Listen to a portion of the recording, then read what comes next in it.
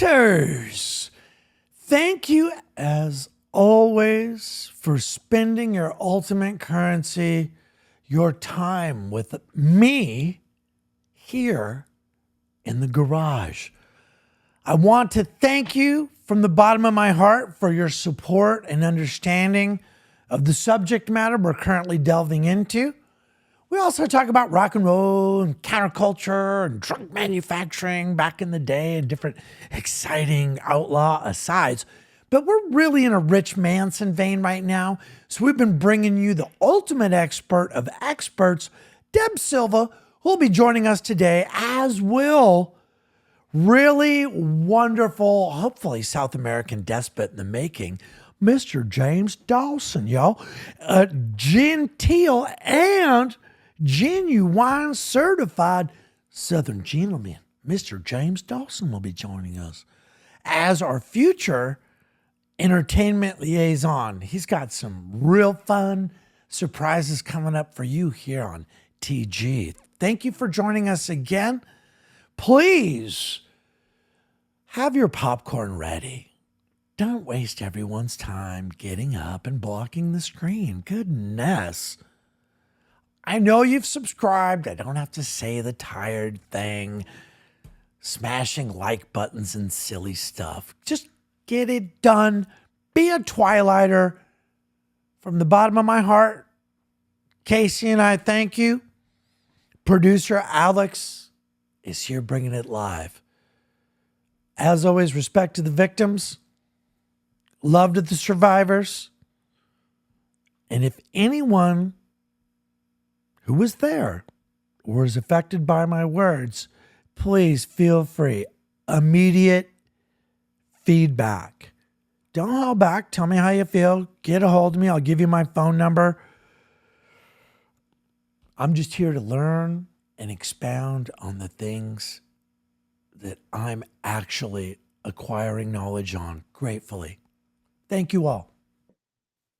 Twilighters. Thank you so much for joining us here.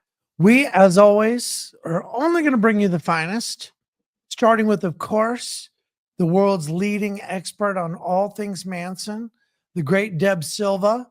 And we're also going to have a dear friend of the program, Mr. James Dawson, the great Southern Gentleman, joining us from South America. We'll have him fill you in on that as well. I'm going to bring you in with our dear sweet co-host, Mr. Casey Fields.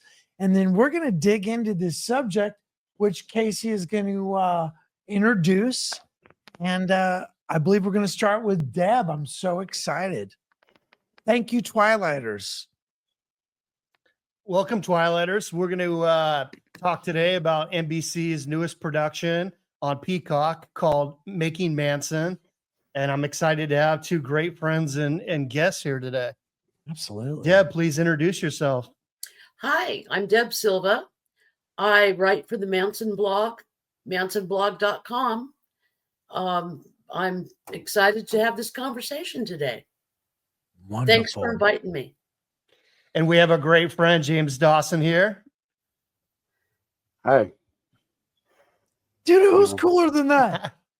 Hey. Hey. Cool kid alert. Everyone take it easy now. You're done run off to South America. And I killed a couple of rats in Tennessee. Oh, man. Did you leave them by the bayou? Yeah, by the Tennessee River. Left them dead on the bayou, brother. Left them dead on the river. Like our conscience. Now, Deb, can we ask you about today's subject, which is going to be the new 3-part series on Peacock, of course, Making Manson. So what are your takeaways on this? What do you feel is important to learn from this? Well, my takeaway, I thought it was an interesting concept the way it was presented. That there was, all these tapes that John Michael Jones had that he recorded with Charles Manson, and they played them in such a way that Charlie would say something, and then one of the guests that they had on the documentary would respond to whatever Charlie said. And I thought that was a quite clever way of introducing things and just learning what other people thought besides Charles Manson of the same subject.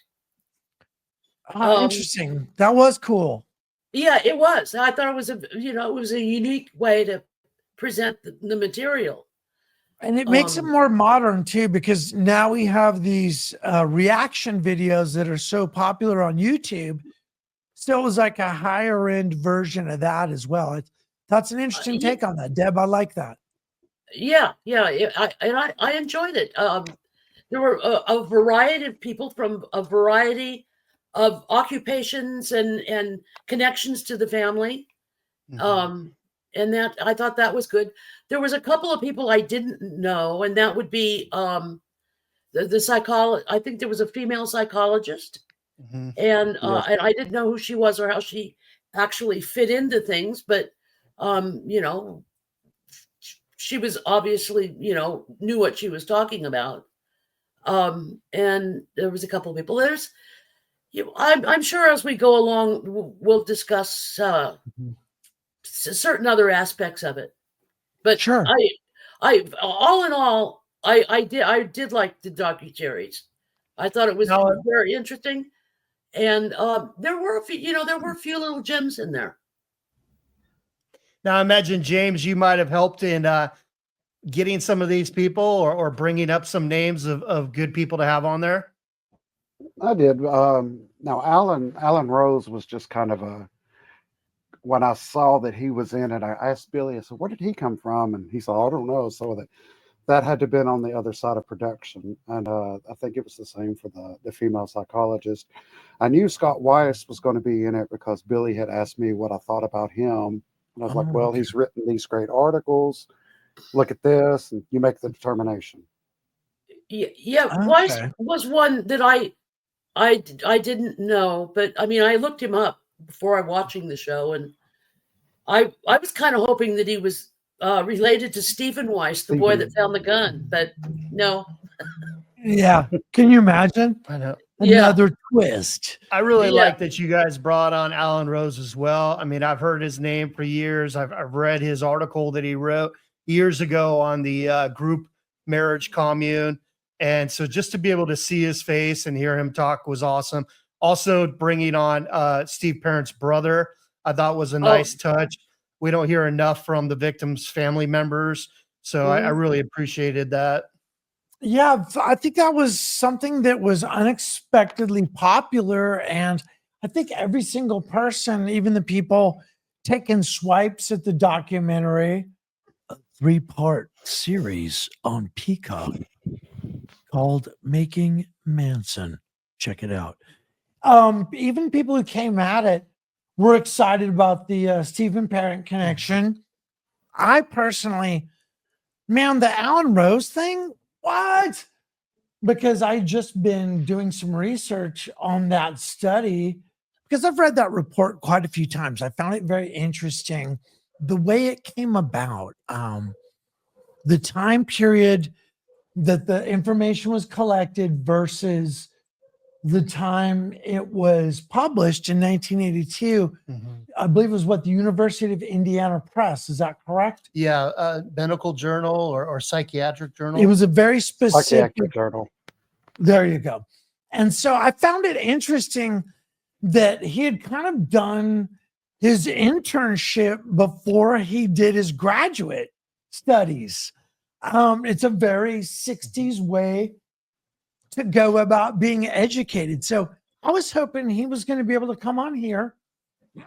I do hope in the future, if he doesn't make it on this next episode, that he can and that he understands. We'd love to talk to him. It would be wonderful to have his input because I had some questions about the way he was portrayed. I mean, does he know he was called a family member?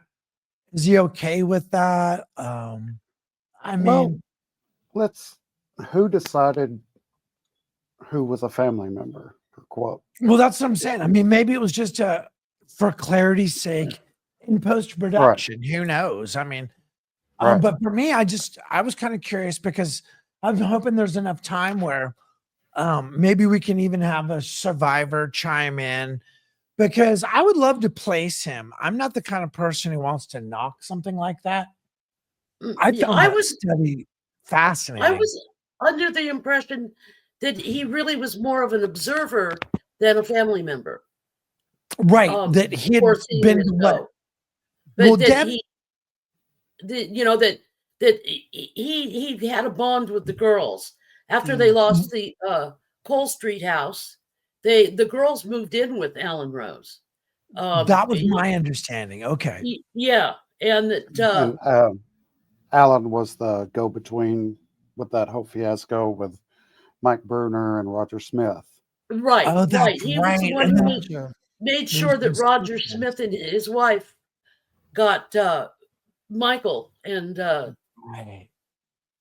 fostered Saved him all. him. And then that's But what was made much of in the Tom O'Neill book. was it? That those connections. I haven't read the whole Tom O'Neill Yeah, I book. think he's mentioned It- in O'Neill's. Yeah, I He's believe mentioned that- in Chaos. Yeah, it's but with Tom's version, he was there researching someone. Right. And that And for me was Alan very said that never interesting. happened. Alan So said that never happened. He was never researching anybody. okay. That's very Oh. interesting. Well, Alan, if you get a chance to watch this, we're definitely hoping to speak with you in the future. Your story is one that personally fascinated Casey and I both because I read that report a number of years ago, and I just thought the fact that they had such professional scholarly study performed on them so early because for me, the Squeaky Book of Jess Bravens, there's just been real scholarly work across the board on this case from day one. So that's very interesting. Now, Deb, Huh. after he harbored the girls and saw to their being sheltered after they were rendered homeless after the Cole Street situation, what happened next? As I understand it, they were tired of San Francisco and they went north to Mendocino County to try and find a place to live up there out in the woods, something not in the city. And they wanted to recruit more members. I think they were interested in getting more guys to join the family. They had plenty of girls, but they were kind of shy on the guys. And Charlie wanted, more guys in the family. and this was just south of Ukiah, right, Deb? No, it's west No? of Ukiah. West.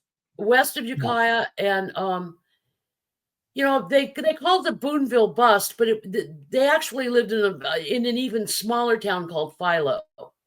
Oh, no way, Philo. I know right where that is. That's crazy. Yeah, they were in Philo, and they had, I think, about 5 young guys, Okay. between 17 and 22 or 23, something like that. That I think were this was May of 1968. yeah, it was in June. I think it was June 22nd or maybe June 23rd. They had these 5 guys over, and I guess they all dropped acid or something. And one of the kids left because I guess he got kind of paranoid, and he went home and he told his mom what was going on, and Bro. she, What a bummer of move. course, hit the roof and called the sheriff, and they went out and arrested all the girls and the guys too. And there was a juvenile amongst them besides Michael, the baby.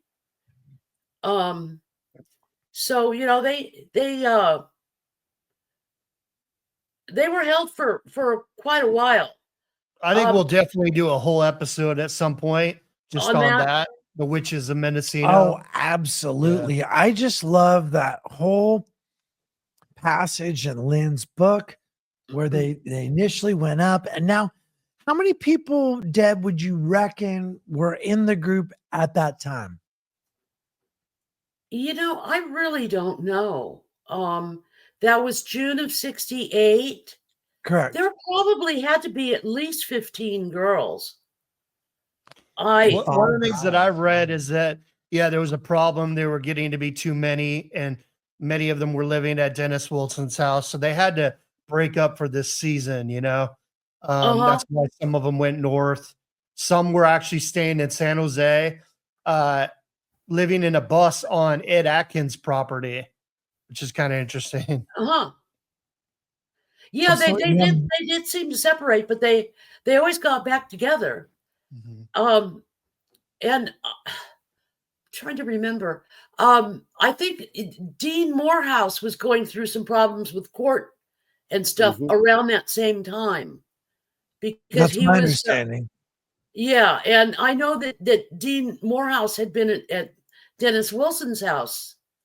Because he was living in between the guest house. trials, I think it was. So they were very fluid. They moved up and down the coast, San Francisco and down to LA. They stop in Santa Barbara. They, had connections there. And they were all very fluid as far as their movement was concerned. Now, James, one of the things I wanted to ask you is, what do you think about Kaufman? Did you feel that Kaufman brought anything new in this thing, or Jacobson for that matter? What do you think? I don't know. The reason I don't know is because I've never really paid too much attention to what Kaufman said anyway. He's really not a major player, and his basic line for the whole thing was, I only went, for the girls. And I don't think he was all that involved. He was a friend of Charlie's, and he knew what was going on, but he didn't do anything to try to make things better or worse. I just think he certainly wasn't part of the family, although he was a good friend of Charlie's. Mm-hmm. Have you read his book? I've read parts of it. I've looked for the Manson parts, and he's, he claims in his book that the night that the LaBiancas were killed, that Charlie was looking for him and Harold. Well, yeah, I guess that's one person that Charlie didn't know had moved, but they had moved quite a few months before that, I believe. So it sounds like, I don't know. Yeah, I think they moved out in September of 68. And I don't even know that Kaufman was in LA at the time of the murders, was he? He might have been living, not Kaufman, I'm sorry. Well, Kaufman and Harold True, I believe, were living together after the murders. Yeah, they. I Huh. want to think that they said that it was San Bernardino area. They were working on the record and everything, right? The Lies record. Yeah, well, that's, apparently Phil had the rights to the Lies album. He claims he doesn't anymore. No, that's what I understand. He does not have it anymore. So when you all were contributing to this documentary, especially James, you were very vocal about this whole thing. That's a big gamble. How did that feel? Honestly, I was nervous at first, but Billy was right there through the whole thing fighting. Hang on one second. Puppy. Yeah. At least it's usually my dog. Yeah, I really, every documentary that comes out, I feel has some value. I love just seeing new content be produced and put out there, so any little criticisms that I have are far outweighed by just the benefit of it being out, Yeah, there were some things that Billy we fought for, which such was with Diane Lake, where she admitted that she didn't know what the truth was anymore. But there's so much that was cut out on the editor room floor. But we also fought to keep it in there where she admitted she lied. It's going to be very interesting to see where this all goes, because clearly you have a great wealth of footage. This one, for me, I've seen the criticism. I'm taking more of a of a relaxed role like you are, where there's some criticisms here and there, nitpicky stuff, but I Stupid think stuff, to be the fact honest. that it was based more upon George Stimson's book, Goodbye Helter Skelter, is very interesting.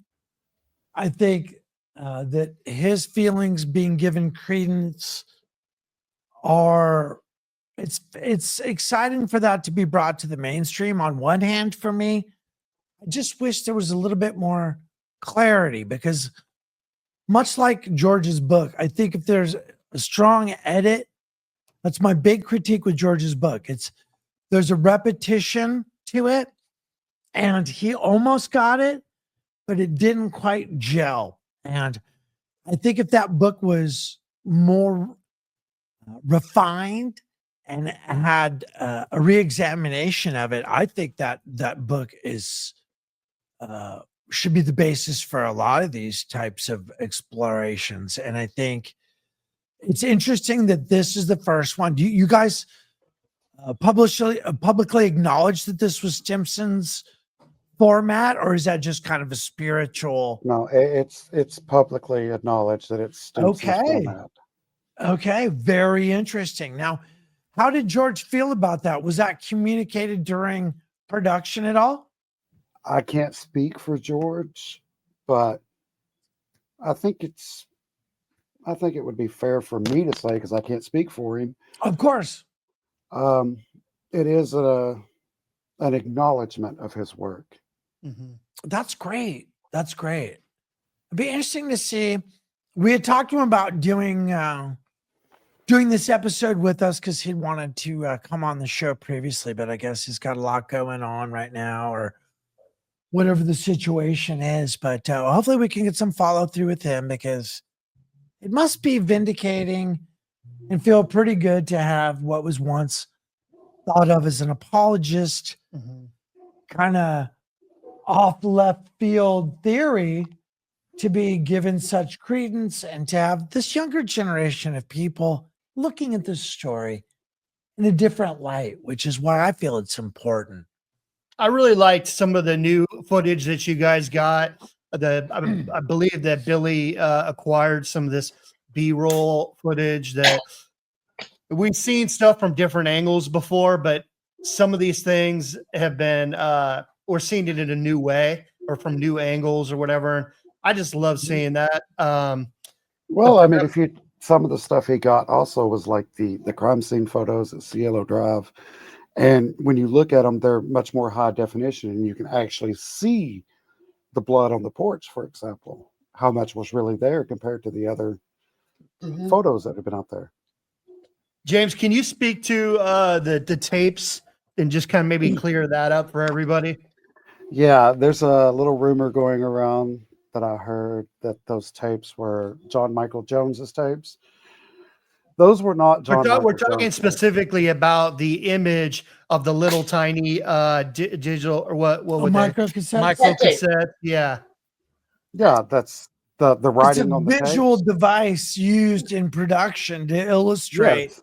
Yeah, that's what I was getting at. These are titles for the chapters of this episode. And they were not John Michael's like it was claimed. All of John Right. Michael's recordings are digital. Right, Those but it's a tapes were visual done- device one uses in production. It's a clever Exactly. little Each aside. thing, Yeah. each thing that is written on the tapes is an ironic twist to the myth. You had Helter Skelter. You had Creepy Crawl. We didn't call Red, we called her Squeaky, because of Squeaky's role of talking Charlie into staying at Spawn Ranch when the murders took place that night. There was one there we didn't call Sandra Blue, Sandra, Susan, all of the key players plus the myth, but those were not John Michael's tapes. Those were done strictly by us production. It's a part of the storytelling. Well, it's a visual, it's so funny. People don't understand. You have bookmarks visually. There's ways to have things set. If it's going to be shown with commercials, you need to have certain visual markers to occur. It's just such a rookie move for people to comment on it when they clearly don't understand. And Yeah, it's a way to segue from one discussion to another. Absolutely. Yeah. Absolutely. Well put. Absolutely. Yeah. Now, James, how do you feel overall about the way the story was told? Is there more you feel that you want to get at? there is more coming. I will say Oh. that. Okay. Billy's already let this out of the bag. There is more coming. Like that. For me personally, if you've ever watched the interview with Manson or parole hearing, everything is shaped around the official narrative. You did this, you ordered this, or you cut this person. This is the first time that Charlie, even though it's posthumously, Charlie is telling his version of events, be it through these recordings. Yeah, and I thought it was nice that he wasn't cut off by a Stephen K. Yeah, Charlie, tell us about how you said ha ha. Even though that was upsetting that they did reanimate his corpse for a little while. It seemed like they, you know what I mean? Like I used to smoke a lot of weed when I was younger. And I would do things in bathrooms like key cleaning station and have an arrow pointing down at the outlet, right? Like clean your keys here. Every now and again, you get just to be treated with something like that. And I think that's kind of in that realm. You know what I mean? Like he just got he looks so fucking bad. It's even What K. a I thought he was pile. embarrassing, man. Like Pile. in the brief time that he was shown, and he's basically rubbing it in that he outlived Manson. Right, that's his. He got coffee for a second. Yeah. He's like, well, Charlie, it threatened my life 3 times. And Let me say something. Stephen K claims that Charlie threatened his life. 3 And those times. 20 years of recordings that John Michael has, and there are 20 years of recordings, contrary to what some people are saying, they are 20 years. Stephen K is not mentioned once. Right, of course not. But I just love that dude. And that's why everyone, when his name comes up, the first thing you think about, viewers, I know all of you. If you know anything about this case, it's the parole hearing where they're all introducing each other. Charles Manson, inmate, and he's like, Stephen K, LA prosecutor's office. And then he leans in with the Stephen K from his mother. It's like, The one I always go back to thinking is him going on a blind date that his mother set up with Standard Goods mother. Goodness. And let's just say Stephen K didn't get a second date. Can you blame Sandra? Oh, dude. Nope. The man had no lips, dude. He looked like he was like from the crypt. Tales from the crypt. Tales from the Hodge. Complete square. Now, so these other, let's see, feelings about the documentary that have bubbled out, that they seem very personal. They don't seem especially credible or really having much substance. Does that feel good? Most of the reviews, I mean, I've only seen, and I do keep watch. Yeah. I've not seen that many bad reviews. No, it just seems like they're personal things. Yeah. There was a video that was sent to me. It was like, where someone is saying, well, I bet they got that Manson Archives dude for free. And yeah, they got me for free. I'll say that. And that's because I don't want certain people to say, well, you're making money off of Manson. Well, then what's funny to me? Your integrity is unimpeachable in these other ways that these other people aren't. When you hear for how little they're selling out too. Well, I came over here. Yeah, told them they better give me $500. Like, wow, $500. Like, whoa, dude. Like, damn, bro. Like, get down. I will say my favorite comment to date so far is being John Michael Jones's tweaker fangirl. That's my favorite so far to date. Wow. Yeah, they're personal attacks. They're not Yeah. legitimate, Well, that's why it's so constructive nice. criticism. Right. Yeah. Right. Yeah. To have John Michael and I have been friends for quite some time. I even hid that from when I was talking to Mike Bruner that I was friends with John Michael. Now with him, now can you explain some of? I mean, it's so many jokes here. The hair, he's got the fucking skunk parked on his head. He's got the crazy soul. What is that, prison pussy they call that? But it's like all like a wrestler dyed it for him or something. Like he's Hulk Hogan when he went mad or something. It's like, but he seems like he genuinely is a very emotional person. He is. He's very emotional in his So, relationship. that's why I with say all the Jordan. jokes aside and everything, and the sweatshirt, like, you hijacked some Lululemon off of some girl or something. I don't know. Yeah, I've known John for a couple of years. He's a great guy, genuine guy. That's what I want to get to. I think that he's a little bit maybe not put the best face forward on these 3 documentaries that he's been a part of. I think he's a much better guy than maybe how he's been presented or how people have interpreted him. Okay. Let's be honest about that, Casey. Let's be honest about that. The things that are being said about John Michael are only one-sided. John Michael is not the type of person that will do something out of revenge or out of spite. So we have like a comment that was made where they were talking about Audrey Freeman and her reaction towards John Michael at the funeral.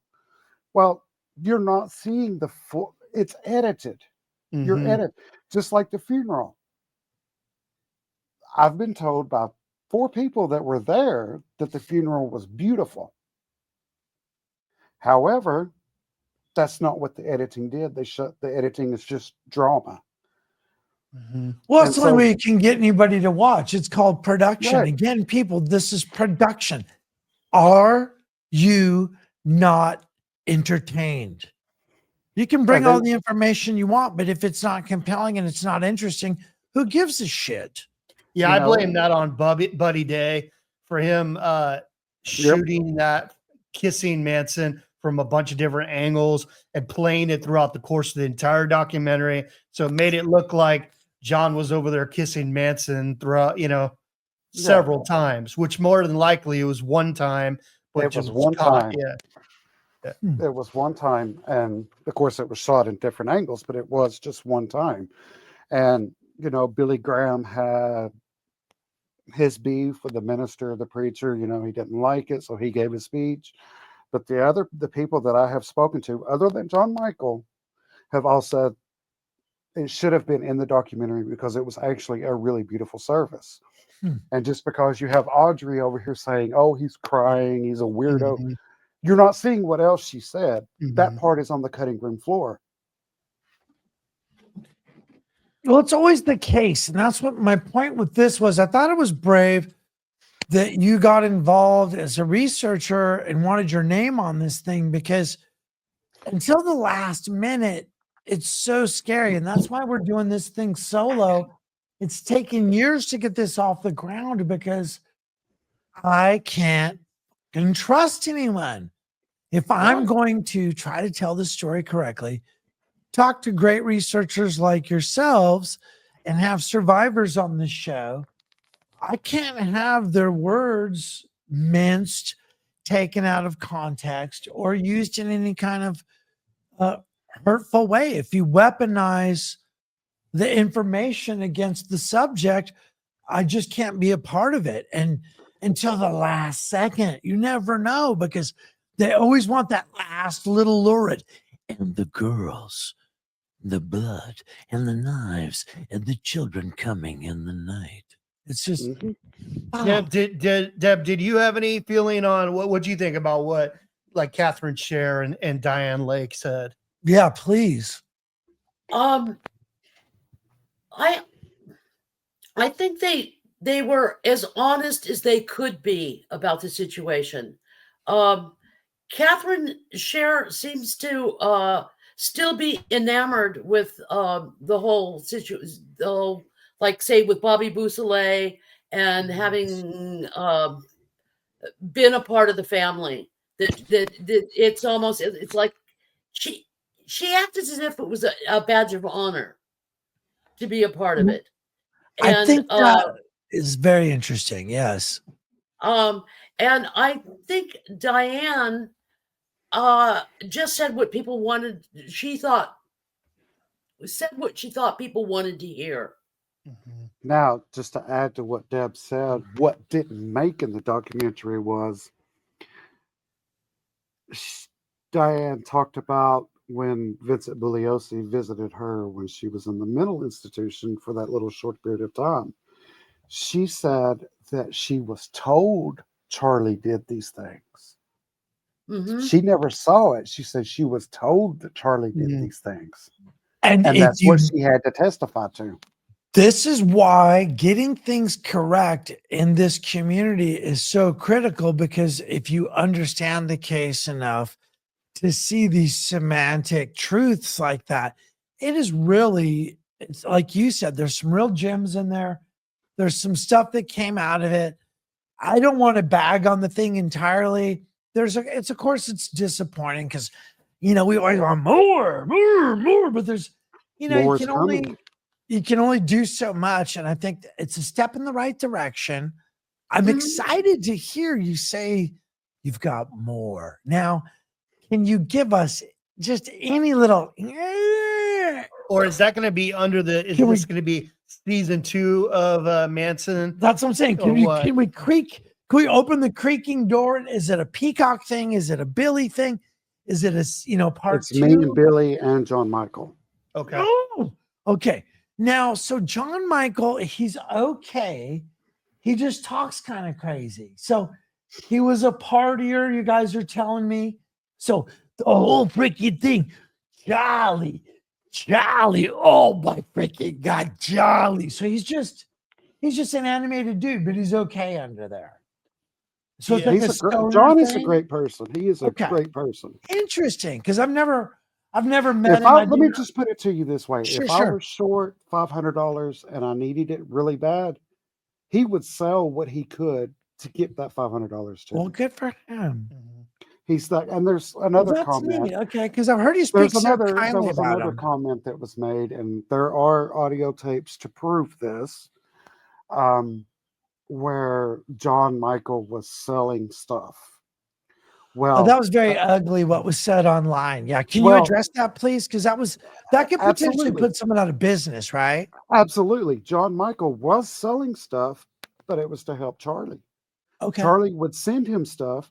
John would sell it and put the money back for Charlie's commissary. Okay. Well, I don't have any comment on that, but that's interesting because when I heard that said online, I just thought about people used to be able to people talk you what they know about, and of course, the person that's saying some of these things never met John Michael, and of course, John Michael never physically met Charlie, but he was supposed to right before Charlie passed away. Well, how would I haven't really watched any. I don't read a lot of that gossipy stuff, but how would they even know that's what they say took place? It doesn't involve them. I challenge anyone Good point. who has a negative thing to say about John Michael that was friends with Charlie. I challenge them to produce Charlie talking crap about John Michael. Okay. Yeah, they were obviously very close. I don't doubt that at all. I don't know that John always had the right questions to ask him. I think that his knowledge of this case is somewhat limited, but no doubt that he had a lot of love for Charlie, and that obviously the benefit of having 1,000 hours recorded and that has now been shared with us is pretty awesome. And that's only the tip of the iceberg. I just hope it gets archived in a way. That's the one thing that I'm so grateful for with the Cielo Drive. Their audio archive is just an incredible thing. Well, and since you mentioned the archive, David, not to cut you off. No, please. But John Michael and Billy are working on a podcast where some of these recordings will be played.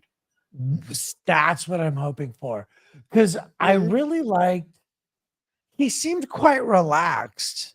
You know, there wasn't a lot of the stress and the things you hear, like when he talks to channels sometimes. He was super tired. Sometimes when he talked to Garecki, a lot of those tapes don't even make any sense. These seemed really clear and lucid. Ben's definitely spliced tapes together, which is totally disingenuous. Well, you know? let's be honest. That's not the only thing Ben has ever done in the past. I mean, Well, he did with Matthew Lentz.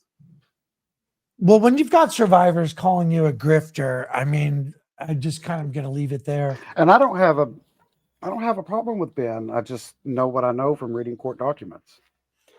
Deb, one of the things that I liked about going back to Sharon and Lake is that finally this story got better expounded upon. I'm going to go get my dog. Sorry. Where we find out that it was actually an oil drum that was being rolled down the hill full of water.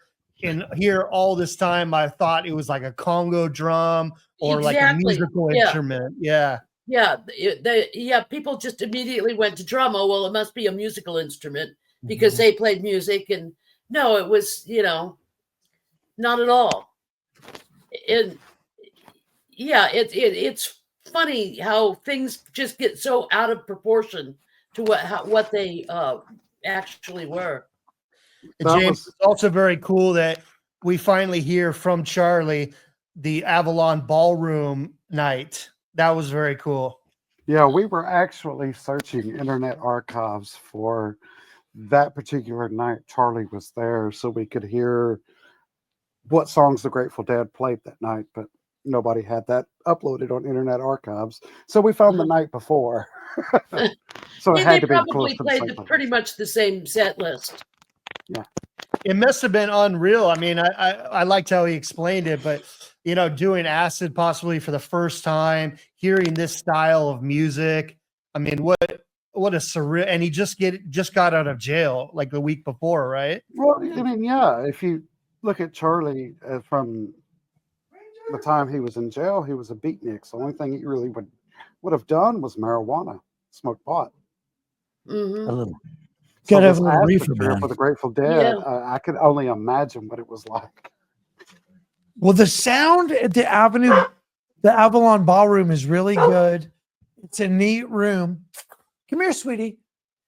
And apparently the way he got totally possessed by the acid, odd, and then the kid got him home. It's a few miles. You know the way up from Van Ness up into the Haight, don't you, Deb? Yeah, I do. That's a bit of a it is haul quite a ways to get an incapacitated like ex-con dude. Like, hey man, I just kind of got out of the joint. Whoa. Scooped him up right off the dance room floor. That's amazing. Ranger, sweetie. Ladies and gentlemen, Ranger Dick Powell. Hey. He wants your attention, David. He loves me. He's a sweet boy. Twilighters. Man, do you see what a sucker I am for a dog? Ranger Dick is the latest addition to the Rogerson family. I found him on the street. I didn't like the way he was being treated.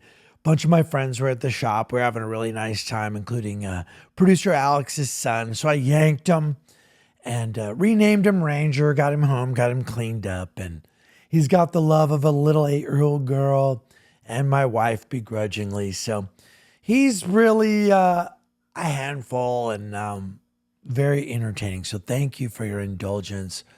I hope you guys are dog lovers. Right? You're dog lovers. Jeez. Ranger Dick. So to have such honorific and incredible guests as the wonderful Deb Silva and our buddy, Mr. James Dawson, regular guests on our show. How did these things happen? How are we so blessed? Well, I think it's exactly that. We've been blessed. I think the energy is right.